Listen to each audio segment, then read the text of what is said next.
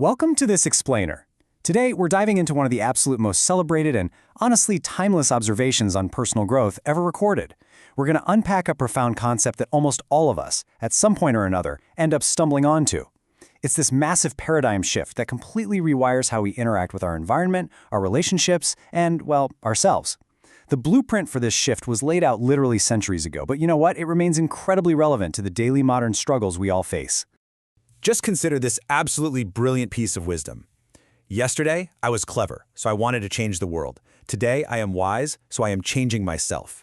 That was written by the 13th century poet and scholar Jalaluddin Muhammad Rumi. And man, it just beautifully captures this fundamental human journey. I mean, we all start out with this big outward-facing ambition, right? This fiery desire to just bend the universe to our will. But over time, mostly through a lot of trial and error, we eventually transition toward internal mastery. Okay, let's dive into this. Rumi's words set up a super sharp dichotomy here.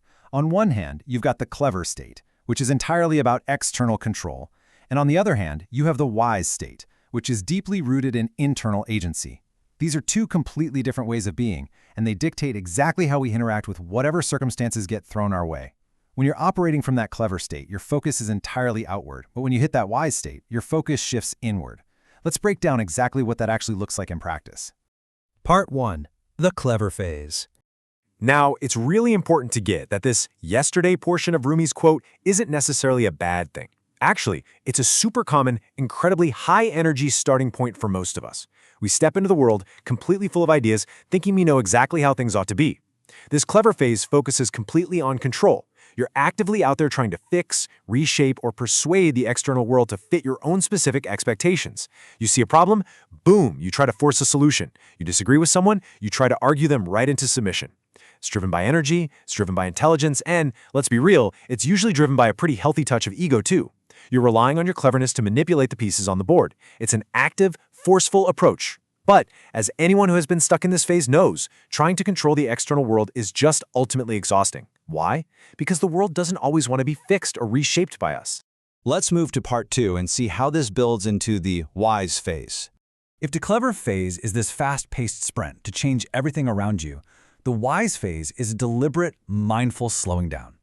It's a profound shift in perspective where the constant noise of the outside world starts to finally quiet down, and you begin to look inward. It requires agency. Now, agency is recognizing that the absolutely only thing we truly have control over is our own mind, our reactions, our habits, and our perspective. That's literally it. And this grounds Rumi's ancient philosophy in very practical, modern personal development. Think back to that exhausting illusion of external control we just talked about. Well, agency is the absolute antidote to that exhaustion. It's the stark realization that while you definitely cannot control the storm outside, you have absolute authority over how you weather it.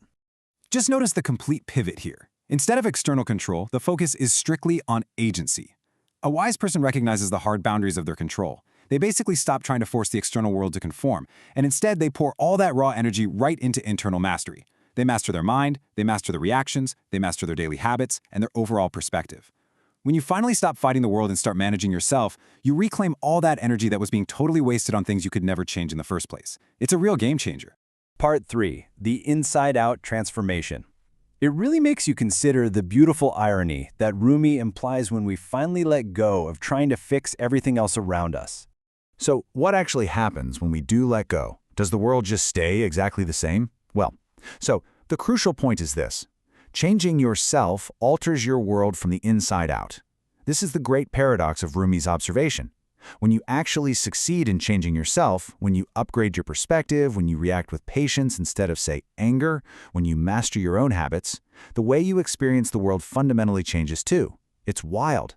The people around you respond to you completely differently. The obstacles in front of you suddenly look a lot more like opportunities. By giving up the sheer desire to change the world directly, you end up altering your world anyway. You just do it from the inside out. And this brilliantly illustrates exactly why this 13th century quote is a cornerstone of personal growth today. Every single one of us is moving along that spectrum from cleverness to wisdom. So, as we wrap up this explainer, I want to leave you with a direct question. What shift are you trying to make today? Are you still exhausting yourself trying to be clever and forcing the world to bend to your will? Or are you ready to be wise, step into your own agency, and start that transformation from within? Take a moment and really think about where you're directing your energy today.